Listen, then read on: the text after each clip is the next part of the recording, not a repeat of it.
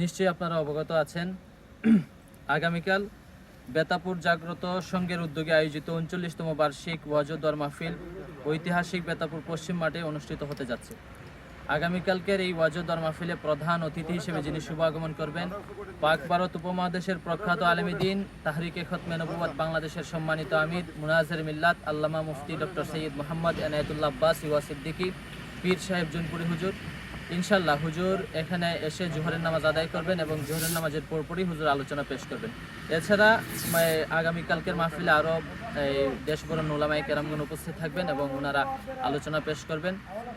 মাহফিল ইন্তেজামিয়া কমিটি পর্যাপ্ত জায়গার ব্যবস্থা করেছে, গাড়ি পার্কিংয়ের ব্যবস্থা রয়েছে, এমনকি মানুষের আসার কিংবা বসার আশা করি কোনো সমস্যা হবে না ইনশাল্লাহ।